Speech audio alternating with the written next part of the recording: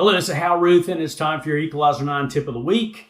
A few weeks ago, we started a series on ownership succession for general contractors, trade contractors, and we're going to continue talking about that today in another installment of this series. So what we're going to talk about today is what are the options for the owner of a construction company as far as how do I get to the next chapter of my life? How do I exit the business? And in doing so, how do I maximize my value in doing that? Well, first of all, let's give you a few of the options on different ways to exit. And I'm just going to share 5.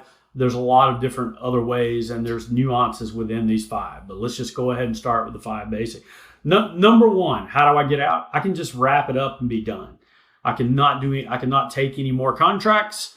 And I can just eventually work my way out of all my obligations and contracts, collect all my receivables, pay out all my payables, and be done. And this is not the best option, but it is an option. And you don't really stand to gain any upside other than just collect what's outstanding and then move on. And the business is done, kaput. Sort of kind of a harsh way to wrap up a business that you put your livelihood into. But in some cases, it is the only option, and for reasons that we will describe a little later. Another option which closely mirrors this is liquidation. And this can sometimes be a favorable way as far as monetizing your business. Some companies have so much equipment that honestly, their company is worth more in equipment value than it is on a valuing it as a earnings cap multiple value. And so sometimes it's just a matter of let's wrap it up, get our contracts done, take all the equipment to auction and sell it off or sell it to competitors. And that sometimes is the best way to monetize. Both these first 2 are disheartening because the business has no sustainability. And you are basically telling your employees it's time to move on somewhere else. So these are the harsher ways. So let's move into some ways that are more favorable to most of us. Another option is an ESOP, an employee stock ownership plan. This is where you make every single employee in your company a owner of the company. There are pluses and minuses to this. One of the pluses is that you can obviously negotiate a fair value for your business with your current employees. You can have a clean exit date. And so those are obviously favorable things.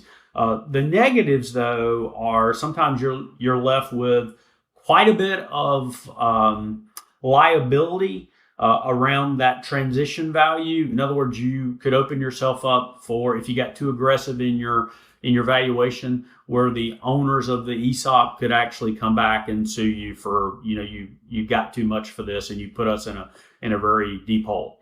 So that is a risk. So you'd have to handle that correctly. And there have been quite a few other lawsuits around that and other items with ESOPs. Another negative to an ESOP is the too many cooks in a kitchen, where everyone has a stake in ownership. Everyone thinks they have a voice, and differing voices sometimes becomes difficult in maneuvering the company. But that can be worked around through a good board and designating a strong CEO or leader.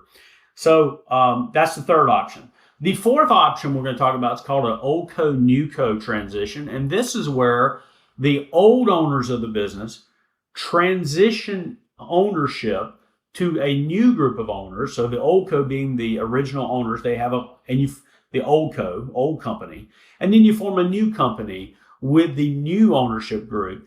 And then over a period of 5 to 10 years, ownership is transitioned from oldco to newco. And basically it's triggered, it's the finality of it wraps up in what's called a triggering event.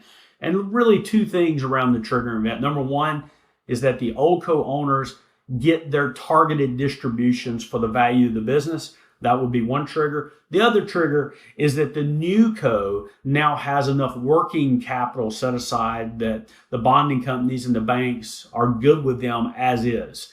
And so they have become independent. When those two things happen, we have a full transition from old co, new co, and everybody's happy. 5 to 10 year process.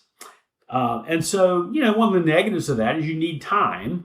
That's one. You need enough time to make this happen. So you got to be willing as the old co owner to stay around, because if you don't, you may not get the full value of your money. You got to make sure that things are working in place.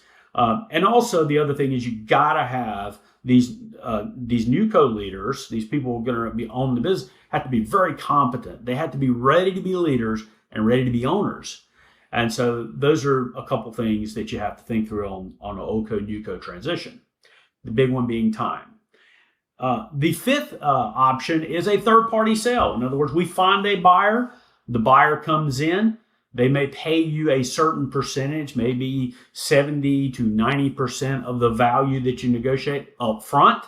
The remaining portion would be earned in an earnout over a 3 to 5 year period. And then you are out. Bye-bye. And this can be a great option if your next gen leaders aren't quite ready or don't have an ownership mentality, but they're very good, talented people and they want to stay. So that's another reason this could be worthwhile is if you don't have the time, a 5 to 10 year period for an old co, new co transition. This could get you out quicker. So those are just 5 ways in which you can make an exit in your business. So if I can ever help you on creating a strategy for your ownership succession, love to help you. Give me a call, give me an email, and as always, like, comment, and subscribe.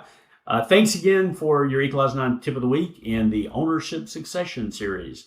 Thanks. Bye.